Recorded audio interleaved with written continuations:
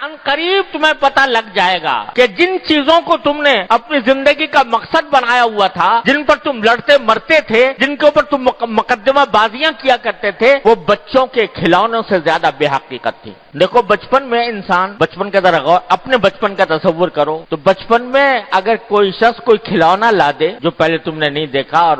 اسے کھیلنے میں مزہ آتا ہے، تو اپنی ساری زندگی کی سب سے بڑی نعمت اور دولت اس کھلونے کو سمجھ، اور وہ کھلونا اگر کوئی شخص چھین کے لے جائے تو سمجھو گے کہ اس نے میرے اوپر اتنا ظلم ڈھا دیا، میری کائنات لٹ گئی۔ ہوتا ہی نہیں ہوتا ہے؟ اب بھی بچوں کو دیکھ لو، بچوں کے سامنے ہمیں اپنا بچپن یاد ہے، اگر ہم اپنے بچپن میں ہم سے کوئی کھلونا چھین کے لے جاتا تو رو رو کے برا حال کر دیتے، اپنے ماں باپ کو بھی پریشان کرتے کہ یہ چھین کے لے گیا۔ اب جب اس کا تصور کرتے ہو تو کیا ہوتا ہے؟ جب اس وقت کا تصور کرتے ہو کہ بھئی میں اتنا چھوٹے سے کھلونے کی خاطر میں اتنا رویا کرتا تھا، اس کو میں نے اتنی بڑی دولت سمجھا ہوا تھا، اس کو جب سوچتے ہو سب کے منہ پر ہنسی آ رہی ہے، منہ پر مسکراہٹ آ رہی ہے کہ کیسے ہم اس وقت غافل تھے کہ اس چیز کو اپنی ساری دنیا کائنات سمجھے ہوئے تھے۔ تو جب آدمی اپنی پچھلی زندگی پر نظر ڈالتا ہے تو جن چیزوں سے دل لگایا ہوا تھا، جن چیزوں سے کو اپنی کائنات سمجھا ہوا تھا، ان کو انسان بعد میں ہنستا ہے کہ میں نے کس چیز سے دل لگایا ہوا تھا۔ ایک وقت ایسا آنے والا ہے کہ اب جن چیزوں دل لگایا ہوا ہے،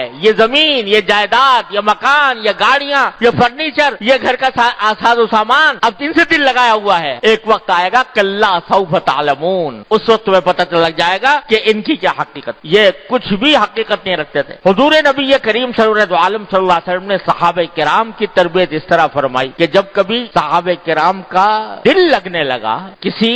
دنیا کی کسی اچھی چیز کے اوپر، تو آپ نے منع تو نہیں فرمایا، لیکن منع فرمانے کے ساتھ فوراً اس کی حقیقت بھی بتا دی۔ ایک مرتبہ رسول کریم صلی اللہ علیہ وسلم کے سامنے کہیں باہر سے کوئی اچھا کپڑا بنا ہوا آیا، ریشمی کپڑا تھا عورتوں کے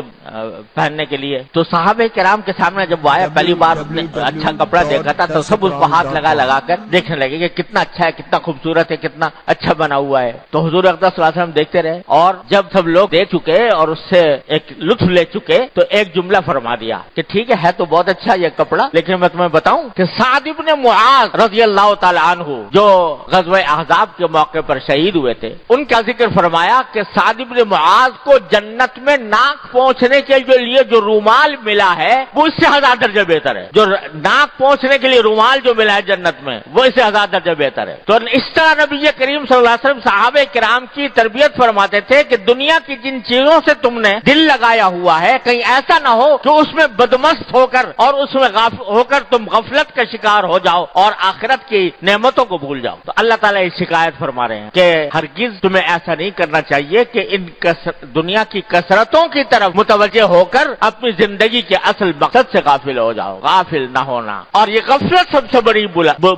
بلا ہے کہ انسان اللہ سے اور اللہ کے سامنے پیش ہونے سے، اللہ تبارک و تعالیٰ کے سامنے جواب دہ ہونے سے غافل ہو جائے۔ یہ غفلت بری بلا ہے، اس غفلت کو دور کرنے کی ضرورت ہے۔ اللہ تعالیٰ نے یہ نہیں کہا کہ کھانا مت کھاؤ، یہ نہیں کہا کہ روزی نہ کماؤ، یہ نہیں کہا کہ تجارت نہ کرو، یہ نہیں کہا کہ ملازمت نہ کرو، یہ نہیں کہا بیوی بچے نہ رکھو، یہ نہیں کہا کہ اپنے مکان میں نہ رہو، سب کام کرو، لیکن کام کرنے کے ساتھ غفلت کے ساتھ نہ کرو۔ اس کو اللہ تعالیٰ کی نعمت شمار کر کے، اللہ تعالیٰ کی نعمت سمجھ کر اس پر اللہ تعالیٰ کا شکر ادا کرو، حلال طریقے سے کام کرو، جو کام کرو حلال طریقے سے کرو، روزی کماؤ تو حلال طریقے سے کماؤ، کھانا کھاؤ تو حلال طریقے سے سنت کے مطابق کھاؤ،